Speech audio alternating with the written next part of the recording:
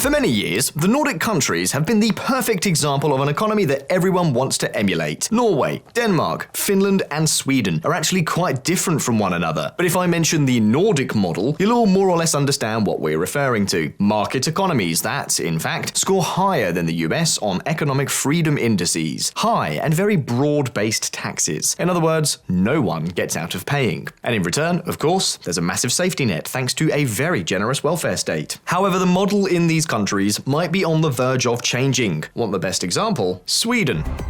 Immigration is changing the Swedish welfare state. Aspects of this welfare state have long seemed unsustainable, with an aging workforce and a recent rise in the number of sick leave absences taken by employees. But the influx of hundreds of thousands of refugees from Syria, Afghanistan, and elsewhere in 2015 has put enormous additional pressure on the system. This news story is from 2017, but 9 years later, it's more relevant than ever. Immigration has changed the game in this country, although, as we'll see in this video, it may not have been the only reason. In any case, we're seeing cuts to the welfare state, and not just for immigrants. What's more, the market is beginning to fragment. You see, one of the most recent controversies in Sweden has to do with education. In this country, there's something akin to a school voucher system. Without going into detail, this means that both public and private education are essentially free, and parents get to choose. Even so, very few students attend private schools, about 15% during secondary school. Nevertheless, this percentage is growing. According to some Swedes, first and second-tier schools are emerging, and that's where most immigrants end up. And it doesn't end there. 1 in 3 public schools is run by a private company. Companies that, by the way, are publicly traded. But 15 years ago, before the immigration boom, it was only 1 in 5 public schools. And again, many people also link this to segmentation and the end of the universalism and egalitarianism that so characterized the Nordic model. So is Sweden really scaling back its welfare state? What's happening in healthcare and education? And is all of this due to immigration? Or is there more to it? Well, we'll tell you all about it in this video. But first, if you're interested in the world of investing, if you want to learn how to manage your savings, protect yourself against inflation, and figure out how to make money beyond your day job, well, I've got some good news for you. At Visual Factory, we have created the Visual Factory Club, a newsletter where every week we send out free content focused on essential financial education, the ABC of what everyone should know to understand the stock market, financial markets in general, investment platforms, how to assess investment opportunities, and which markets may have more or less potential. Because of course, if you want to invest your money so you're not at the mercy of your country's economic instability, you at least need to understand the basics of the financial world. In the Visual Factory Club, you'll learn all of this completely free of charge. Through the link below and this QR code, you can sign up for the club and start receiving the upcoming editions. What's more, when you sign up, you'll receive a dossier where I explain in a clear and simple way the most essential investment concepts, what multiples or the PE ratio are, what indices are, ETFs, derivatives, funds, EPS. You get the idea. After that, every week you'll receive additional materials and market analysis to help you stay informed about what's going on. And by the way, the sooner you sign up, the better, since we send each episode of the series by email and every edition is unique. If you're not subscribed, you might miss some of them and you won't be able to access them later. But with that said, let's get into the video.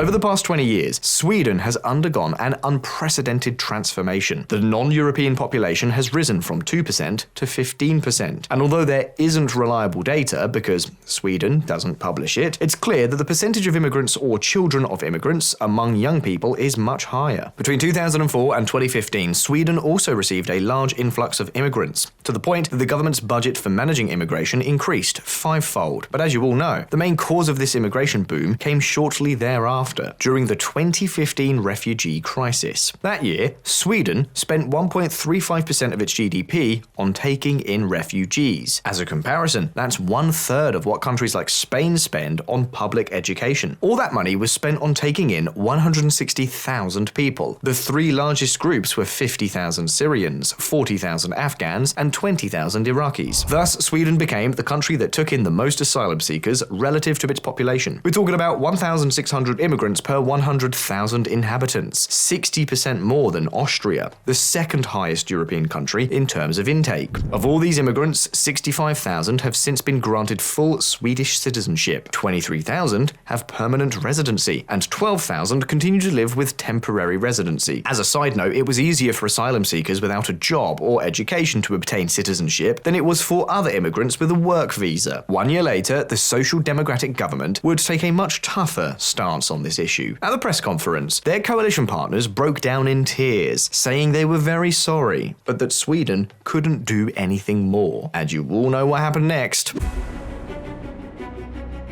Sweden became a cautionary tale of what not to do when integrating immigrants. To be completely honest, the government prioritized handouts over helping immigrants find work so they could support themselves, which created veritable ghettos of poverty and crime. Even today, a decade later, only 3.7% of native Swedes are unemployed, compared to 12.3% of foreigners. And remember, this problem isn't limited to the refugees from 2015. Even before this crisis, only half of the immigrants who had been in the country for 9 years were employed. Yes, you heard correctly. Okay, this doesn't mean they spent all 9 years unemployed, but if they did have any odd jobs along the way, they certainly didn't last very long. And in case anyone was wondering, no, the reason they don't have jobs isn't racism or even the language, it's a lack of education.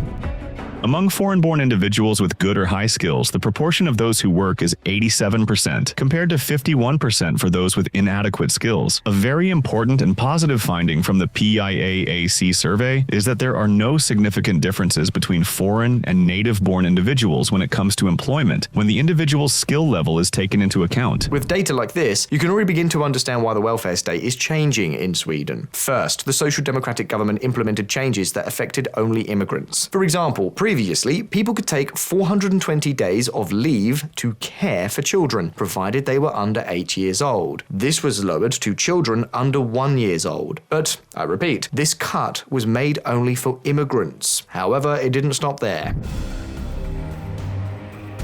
In the 2018 elections, the Social Democratic government posted its worst result since 1908. Yes, since 1908, not 1980. And instead, the Sweden Democrats secured nearly 30% of the vote. I know this sounds like a Monty Python joke, but the Sweden Democrats have nothing to do with the Swedish Social Democrats. In fact, they're an anti-immigration party whose founders had close ties to Nazism, although the party did purge these people and reinvent itself before the elections. The country was paralyzed for a few years, and in 2022, a right-wing coalition supported by this party came to power. But by that point, the hole in the public finances was too big. Again, in Sweden, we don't have good studies on the tax contribution of immigrants, as we do in Denmark or the Netherlands, but we can get a general idea. We know that in the 1970s, immigration had a positive direct fiscal contribution of around 1% of GDP, and in the 1980s, this figure turned negative. Immigrants went from contributing to the economy to being direct recipients. All of this explains why Sweden has made significant adjustments to its welfare state over the past decade. Public social spending, which includes healthcare, education, pensions, and benefits, has fallen from between 27 and 28% of GDP before the refugee crisis to around 25%. The figures vary slightly depending on the source, but all show a significant decline. Even more so when we consider that the trend in other European countries has been upward, or at the very least, stagnant. And don't forget what we said about the privatization of education, which, by the way, is also accelerating in the healthcare sector. Half of all primary care clinics are private. For starters, requirements for unemployment benefits and access to housing have also been tightened, and not just for immigrants. However, that's not the most important point. It's true that immigration has created a significant budget shortfall, but it's not the main cause of the cuts. Throughout the 20th century, Sweden has been a very homogeneous country, and it's a well-known fact in economics and sociology that when a society is homogeneous, it tends to be much more supportive of economic redistribution and the welfare state. A classic example is the United States. States with a high percentage of African American residents, such as Mississippi, South Carolina, or Alabama, tend to provide much less public assistance. And the same is true of European countries if we look at linguistic fragmentation rather than the percentage of the black population. Of course, it's not the only factor, but the trend is clear. In diverse societies, people are less eager to redistribute wealth. This is exactly what is happening in Sweden. It's not that cuts are needed to plug the fiscal gap, which is also happening. That is a secondary reason. According to leading economists like Alberto Alesina, racial heterogeneity is one of the main reasons why the United States has a smaller welfare state than Europe right now. What's really significant is that Swedes are increasingly less interested in a welfare state, and if the chart hasn't convinced you, you may be interested to know that there are studies focused specifically on this country, and their conclusions are the same. Results from multi-level models reveal that multiple measures of immigration at the county level have significant negative effects on support for the welfare state. Moreover, recent immigration has a negative effect on attitudes toward universal spending. There is clear evidence that ethnic heterogeneity negatively affects support for social welfare spending, even in Sweden. And let me repeat myself because this is crucial. Immigration also makes native Swedes less willing to redistribute money to other native Swedes. That said, we cannot claim that immigration is the sole cause. In fact, this isn't the first time Sweden has decided to scale back its welfare state, nor is it the most radical move. Between the 1950s and the 1960s, Sweden became the largest non-communist state in the world, and in the 1980s, it exploded. Taxes exceeded 50% of GDP, and public spending on healthcare, education, and social benefits exceeded 35%. And even though taxes were so high, spending was so, and I mean so, enormous that interest on the public debt increased tenfold in less than a decade, eventually exceeding 10% of GDP. To give you an idea of the extent to which the state replaced the market, between 1950 and 2000, Sweden created no net jobs in the private sector. Meanwhile, it added 1 million jobs, but in the public sector. I know it sounds like a made-up story, something more typical of North Korea than of a market economy, which is what the Nordic countries are supposed to be. But these are official figures from the Swedish government. But there came a point when they said, enough is enough. Reforms began in the 1990s and started to bear fruit in the 2000s. The tax burden on the economy began to fall, and hardly stopped until the 2015 refugee crisis. It fell from 50% to around 42 or 43%, to a dramatic drop. It's true that immigration then caused spending to spike again by a couple of percentage points of GDP, but as we've been explaining throughout the video, the welfare state continued to shrink in the following years. In fact, these days it's smaller than it was in 2010. And I know what many of you are thinking. You've shown us the taxes, but I'm sure they're still spending like crazy, only now they're paying with it with debt. That makes sense, but it's not the case at all. Sweden is one of the European countries with the lowest debt, and the interest it pays on that debt was half a percentage point of GDP before the pandemic, half of what it was in the 1950s before they went crazy with public spending. And it doesn't end there.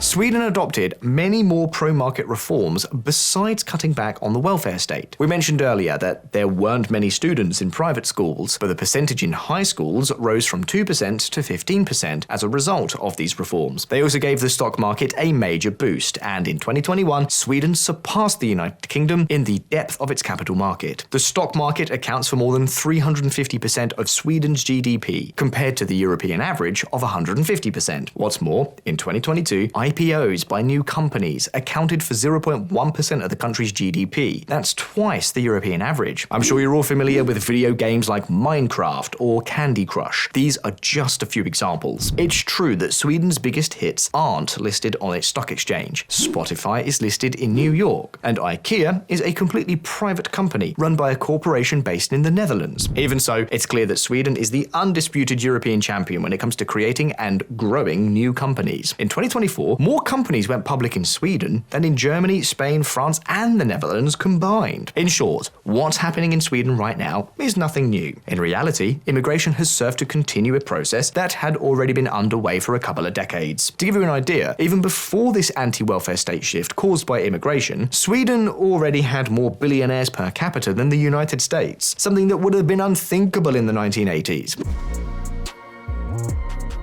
In short, immigration has somewhat dampened the Swedes' enthusiasm for redistribution through the welfare state. And this isn't just reflected in the polls. We're seeing social spending continue to fall, eligibility requirements for benefits becoming stricter, and the private sector taking over more and more government services. We're not facing a radical change, but there is a clear downward trend that, in a few years, could make a huge difference, just as it has in the past. In any case, now that we got on this far, it's your turn. Were you surprised to learn that in Sweden, even public school administrators are publicly traded? Will we see further cuts to the welfare state? Or will it stagnate again if immigration doesn't increase? Will the same thing happen in countries like Spain, which have also been accepting large numbers of immigrants in recent years? And as always, don't forget that here on VisualEconomik, we release new videos every week, so subscribe to this channel and click the bell icon so you don't miss any of our updates. If you want to understand what's really happening in the markets and learn how to manage your money with more confidence, join the Visual Factory Club. It's completely free, and the link's in the description. If you like this video, hit like, and we'll see you in the next one.